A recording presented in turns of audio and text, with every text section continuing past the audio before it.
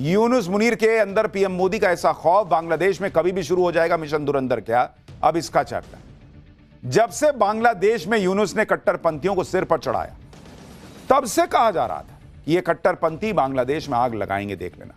और ठीक यही बांग्लादेश में पिछले कई दिनों से हो रहा है।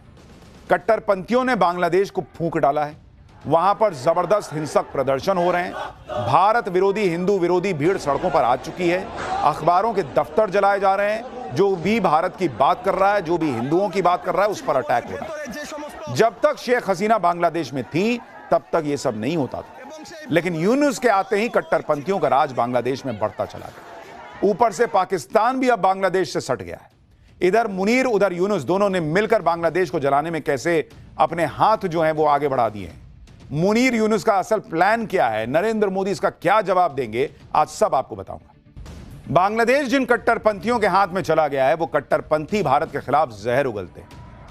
हिंदुओं से, सनातन से इन्हें नफरत है वो दिखता है, और इसी जहर और नफरत में ये कैसे बांग्लादेश में हिंदुओं को टारगेट कर रहे हैं। बांग्लादेश में भड़की हिंसा में पहला टारगेट हिंदू अल्पसंख्यक और भारत है, और उसके अलावा वो सभी लोग कट्टरपंथियों के निशाने पर आ चुके हैं जो इन कट्टरपंथियों की आंखों में खटकते हैं।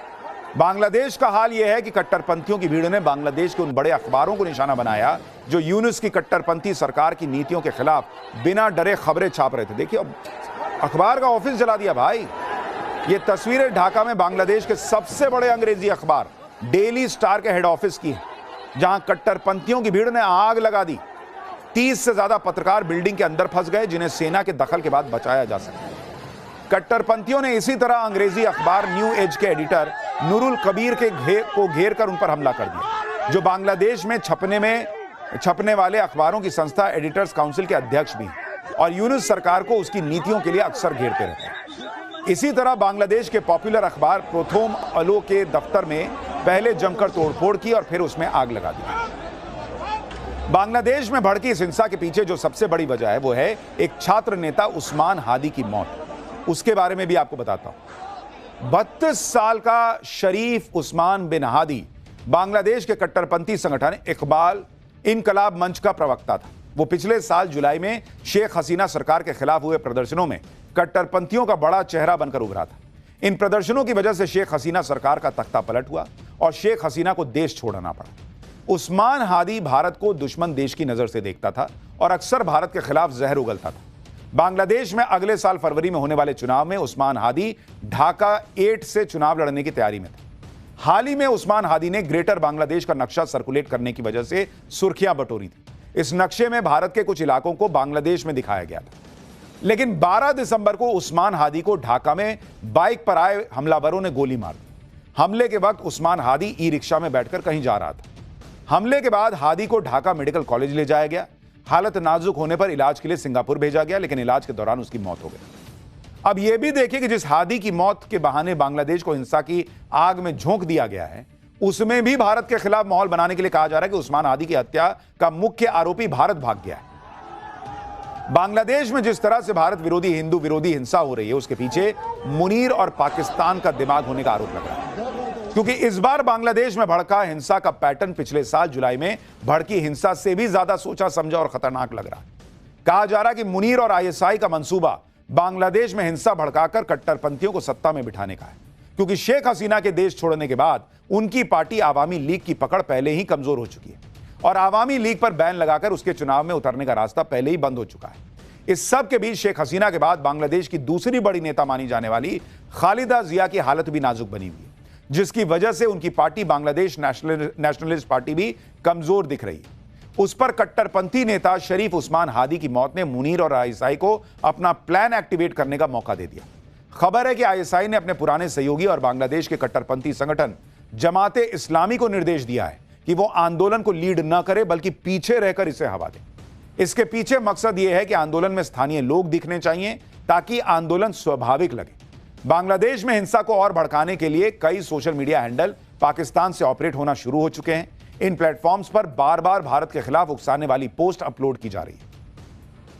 और जिस तरह बांग्लादेश में हिंदू अल्पसंख्यकों और इंडियन हाई कमीशन को निशाना बनाने की कोशिश हो रही है, हिंसा को उस्मान हादी की मौत के बाद छात्रों और युवाओं का गुस्सा बताकर कवर देने की कोशिश हो रही है, उसी को देखते हुए शेख हसीना सरकार में मंत्री रह चुके हबीबुल हसन चौधरी भी मोहम्मद यूनुस के प्लान का हिस्सा बता रहे हैं।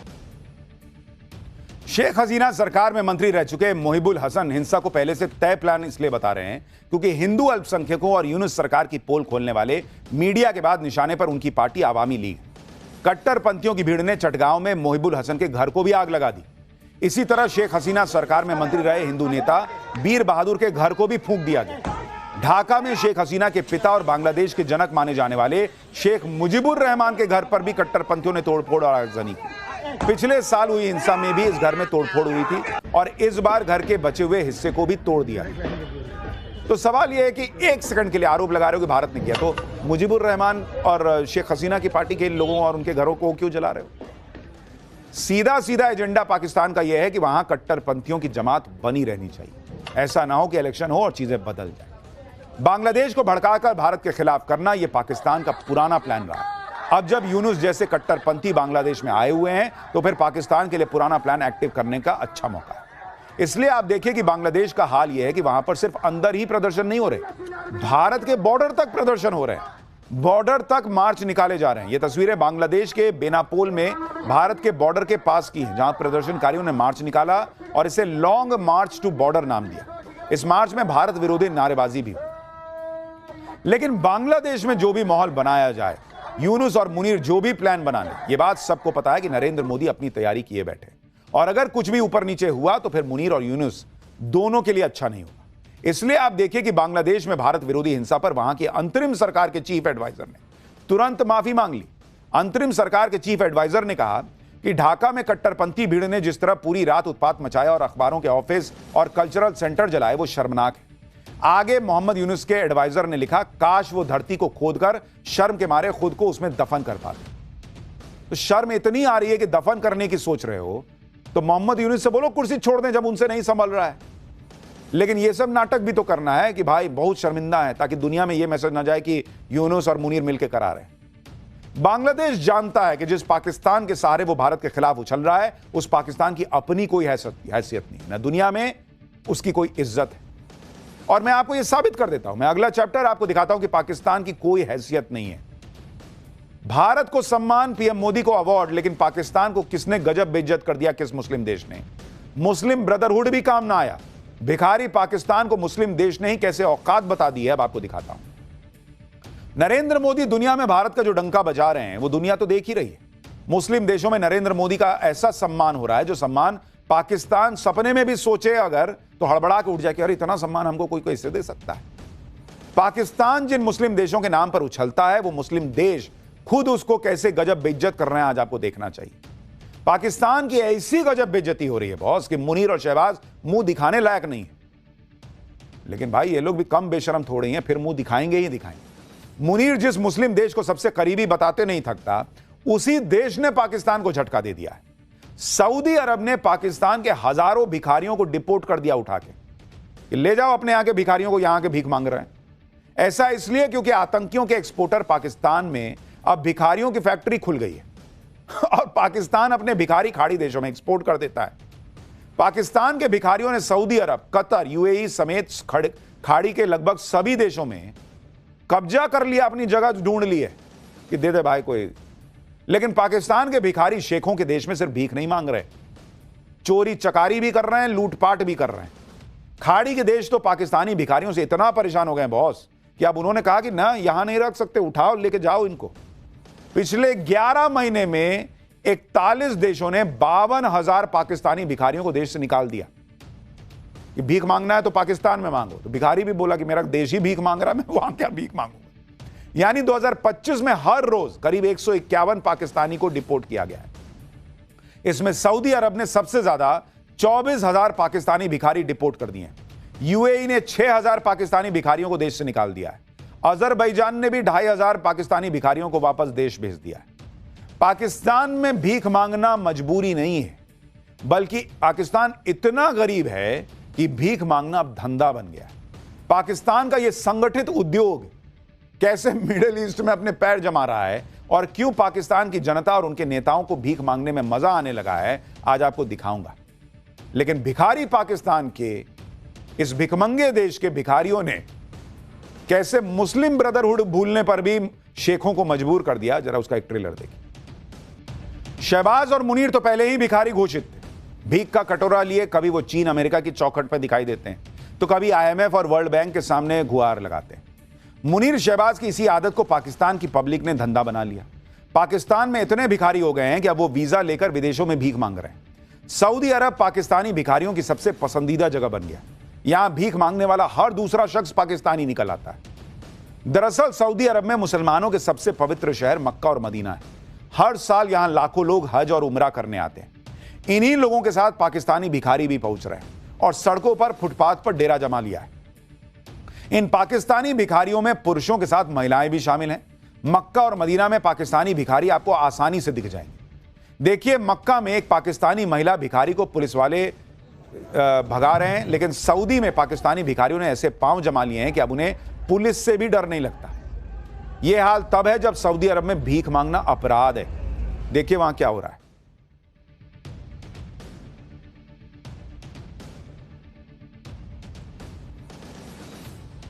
अब सऊदी अरब ने पाकिस्तानी भिखारियों से निपटने के लिए उन्हें डिपोर्ट करना शुरू कर दिया है। आप भी देखिए कि सऊदी अरब में पाकिस्तानी भिखारी कितनी बेशर्मी से भीख मांगते हैं, वो सामने दिखने लगा है। पाकिस्तान के भिखारियों को डिपोर्ट किए जाने की खबर पाकिस्तानी चैनलों की हेडलाइन बन रही है। जो चैनल्स अभी तक सऊदी अरब को अपना बिरादर बताते थे, देखिए अब वही पाकिस्तानी चैनल सऊदी अरब के इस एक्शन पर छाती पीट रहे हैं। पाकिस्तान में भीख मांगना इतना ऑर्गेनाइज्ड धंधा बन गया है कि अब ये लोग ग्रुप बनाकर विदेश जाते हैं। इन लोगों का काम ही भीख मांगना है। आप देखिए कि भारत के इंजीनियर, डॉक्टर, प्रोफेशनल्स वीजा लेकर विदेश में लाखों डॉलर के पैकेज पे नौकरी करने आते हैं। पाकिस्तान के भिखारी वीजा लेकर भीख मांगने जाते हैं। भाई, सऊदी अरब सरकार ने पाकिस्तान को चेतावनी दी है कि भाई तुम भिखारियों को भेजना बंद करो। उधर UAE ने भी ज्यादातर पाकिस्तानी नागरिकों पर वीजा प्रतिबंध लगा दिया है, जिसके बाद पाकिस्तान में 66,154 भिखारियों को एयरपोर्ट पर पकड़ लिया गया। ये वो पाकिस्तानी भिखारी थे जो अलग अलग देशों में भीख मांगने जा रहे थे।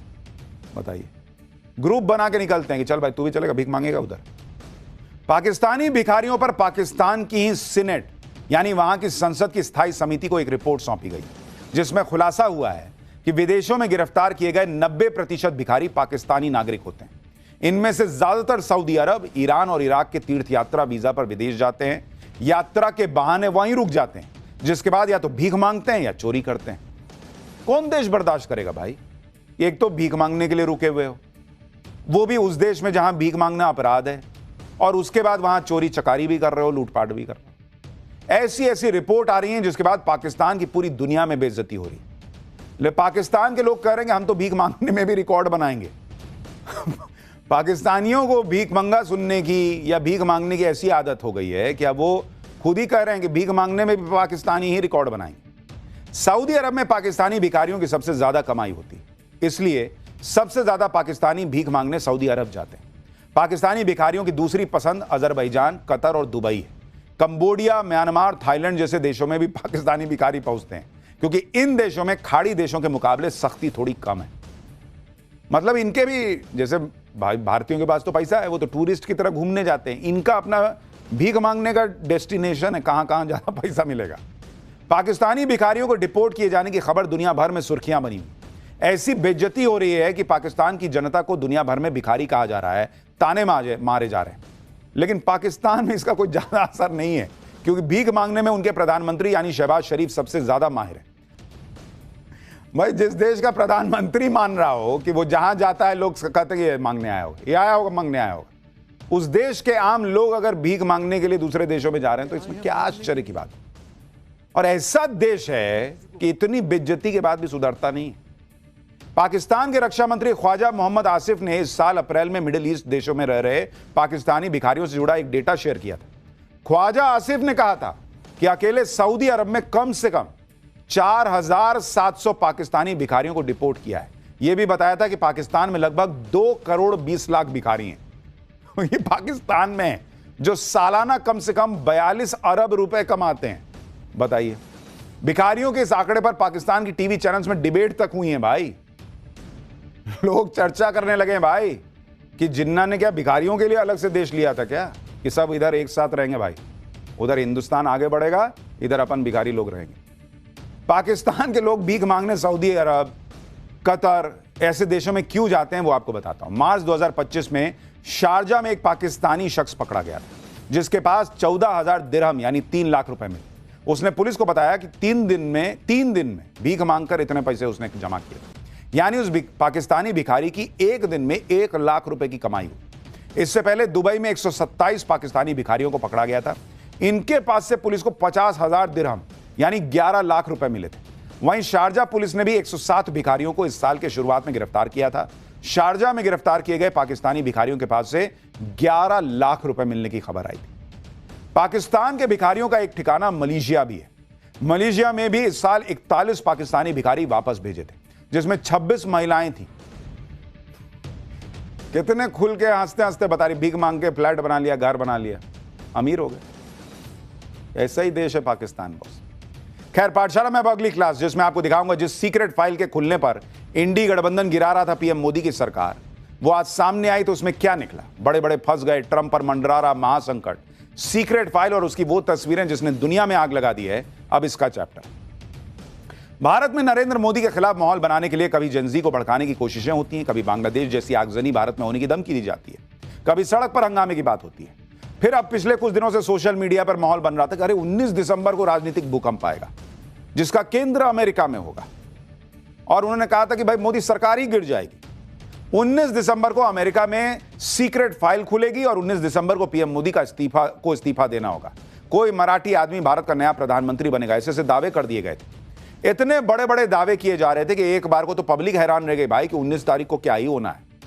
लेकिन 19 तारीख को जब अमेरिका में सीक्रेट फाइल खुलनी शुरू हुई तो क्या निकला आज आपको दिखाता हूं।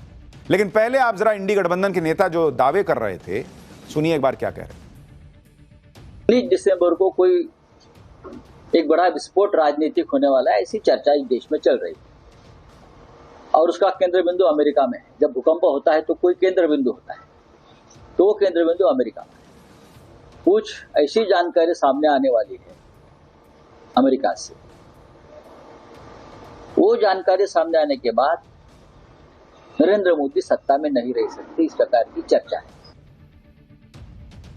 इंडी गठबंधन के नेता जिस सीक्रेट फाइल के आधार पर ये सारे दावे कर रहे थे, सोशल मीडिया पे माहौल बनाया जा रहा था, वो फाइल अब अमेरिका में खुलनी शुरू हो गई है और इस फाइल का नाम है एप्स्टीन फाइल्स।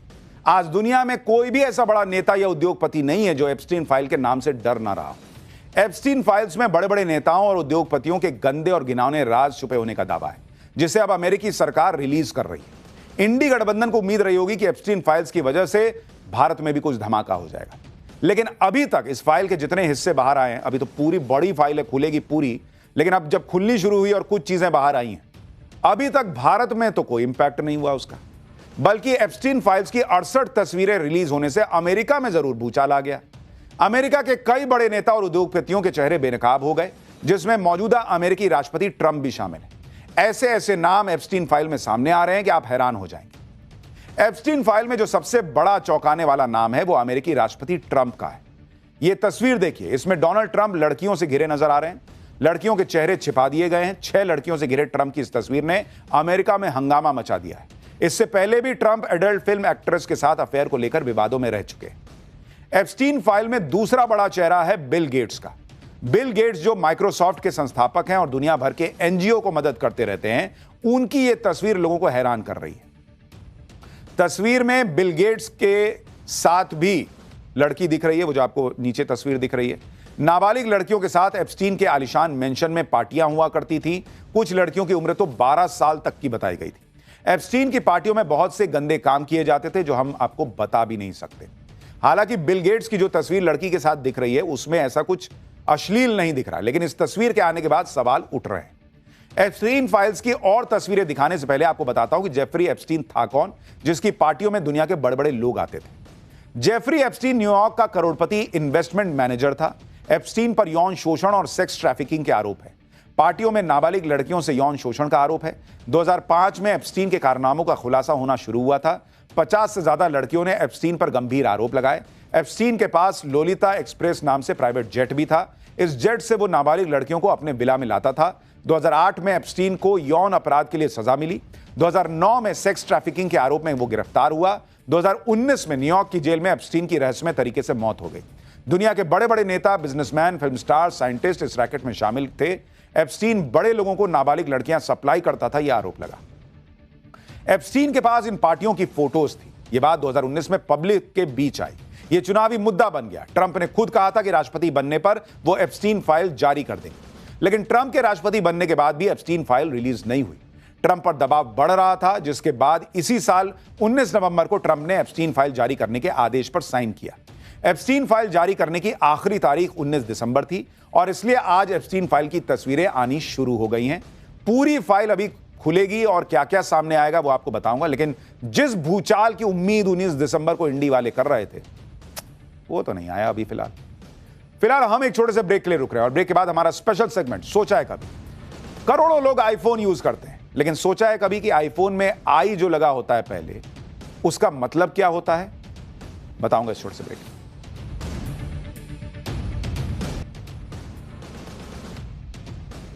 ब्रेक के बाद पाठशाला में आपका फिर से स्वागत है और अब हमारा स्पेशल सेगमेंट सोचा है कभी, वो सवाल जो दिमाग की बत्ती जला दे। और आज का सवाल यह है कि करोड़ों लोग आज की डेट में आईफोन यूज करते हैं, लेकिन आपने सोचा है कभी कि आईफोन में फोन के पहले जो आई लेटर लगा हुआ है उस आई का मतलब क्या है, उसका फुल फॉर्म क्या है? क्यों आईफोन, क्यों ए फोन, बी फोन, सी फोन नहीं, आईफोन ही क्यों? आज इसके बारे में आपको बताता हूं। दरअसल इस आई अल्फाबेट की स्टोरी शुरू होती है 1998 से, जब एप्पल ने अपना iMac कंप्यूटर लॉन्च किया था। उस समय इंटरनेट धीरे धीरे लोगों के बीच पहुंच ही रहा था। तब एप्पल ने कहा था कि उसके प्रोडक्ट के आगे लगे आई के 5 मतलब हैं। इसका सबसे पहला और सबसे महत्वपूर्ण मतलब था आई से इंटरनेट।